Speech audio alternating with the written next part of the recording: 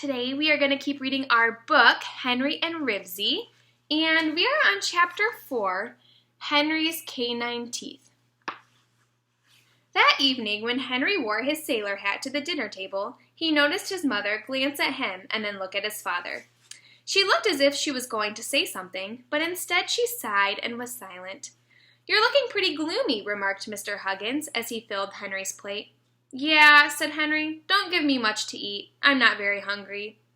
Henry was careful to bite with his solid front teeth. He couldn't take chances with his loose teeth. He had to have them to show off to people who started making fun of his hair. "I'm afraid the boys were giving him a bad time about his hair," exclaimed Mrs. Huggins. "Would you feel better if you went to the barber to see what he could do about it?" asked Henry's father. "A short crew cut might help." "Well, maybe, but I don't think anything would help very much," said Henry. He wiggled first his right tooth and then his left tooth. "I wonder if," began Mrs. Huggins, and paused. "If what?" Mr. Huggins asked. "Oh, nothing. I was just thinking." Mrs. Huggins suddenly smiled at Henry. Henry wiggled his teeth and wondered what his mother was thinking about. He hoped it wasn't anything like another home haircut. "Really, Henry," said his mother, "you shouldn't go around with your teeth flapping that way." "Aw, Mom, they don't flap," protested Henry. "They just wiggle." "I see by the paper that old teeth left under pillows are turning into quarters instead of dimes, because the cost of living has gone up," said Mr. Huggins. Right now, much as Henry could use 2 quarters, he needed 2 loose teeth more.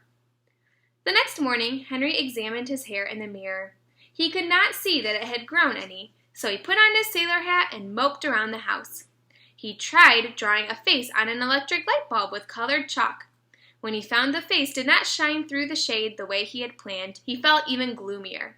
He stood with his nose pressed against the front window pane until Ribsy scratched at the door and asked to be let out. Henry followed his dog out the door and sat down on the front steps. Gloomy as he felt about his hair, he didn't want to risk losing that fishing trip by giving Ribsy a chance to get into trouble with the neighbors. While he kept his eye on Ribsy, he could not keep from poking first his right tooth and then his left tooth with his tongue. They were looser, all right. He discovered he could poke the 2 teeth out between his lips, so they felt like little tusks. Tusks are, you might have seen them in some types of animals, like elephants. They have long, white, kind of like a bone that comes out of their mouth. So he's saying his teeth kind of look like that. As Henry experimented with his teeth, he happened to glance up Klickitat Street. Then, thinking he must be seeing things, he jumped up and stared. Robert and Scooter were walking toward him, both of them wearing sailor hats with the brims turned down over their eyebrows.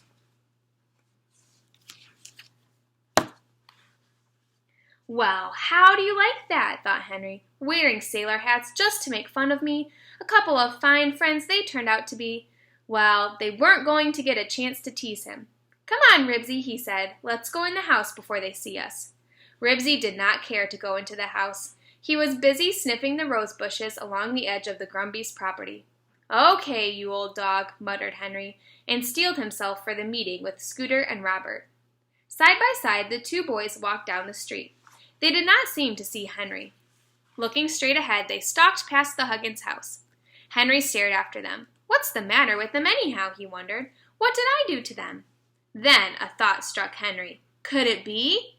No, it couldn't. Yes, it must be. Suddenly, Henry had a feeling he was no longer the only boy with a chewed-up haircut. "Hey!" he yelled. Robert and Scooter stalked on. Why are they acting like that? Henry wondered. It's not my fault if they have home haircuts. Henry felt he had to know for sure. If he wasn't the only one with chewed-up hair, things wouldn't be so bad. "Hey, fellows!" he yelled again, and as he yelled, his tongue touched one of his loose teeth. What were a couple of loose teeth anyhow? He made up his mind. "Want to watch me pull my teeth?"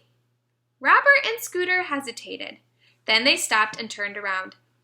"I've thought of a keen way to pull them," said Henry, trying frantically to think of an unusual way to get those teeth out of his mouth. "How?" demanded Scooter, as he and Robert came up the steps. "You'll see," said Henry. But, he thought, how am I going to pull them?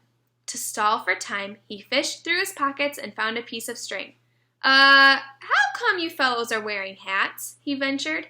"Come on, Robert," said Scooter. "He said he was going to pull his teeth, but I guess he didn't mean it." "I am, too, going to pull them." Henry was determined not to let the boys get away before he found out what had happened. He carefully untangled the string and tried to sound casual. "Did you fellows get your hair cut?" he asked. "We sure did," said Scooter, "and it's all your fault." "What do you mean it's all my fault?" asked Henry. "What did I do?" "You know." Scooter howled at Henry.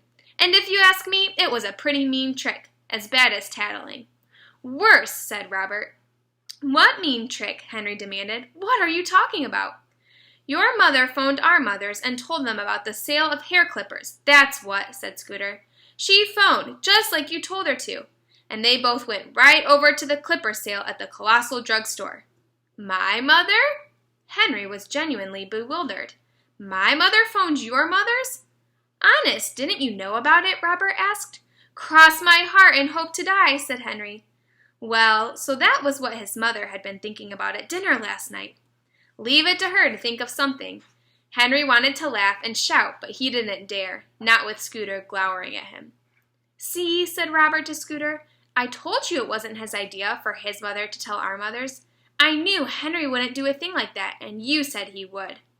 Henry looked injured. "You're some friend, thinking I'd do a mean thing like that." "Well, maybe you didn't," said Scooter grudgingly, "but I bet you haven't really thought of a way to pull your teeth." "I have too," said Henry. Now how was he going to get out of this fix, he wondered, as he slowly tied one end of the string to his right tooth. Then he slowly tied the other end of the string to his left tooth, while he tried to think of a way to stall for time. "How about letting me have a look at your hair?" he suggested, anxious to see if their haircuts were worse than his. "Come on, let's see you pull your teeth," said Scooter.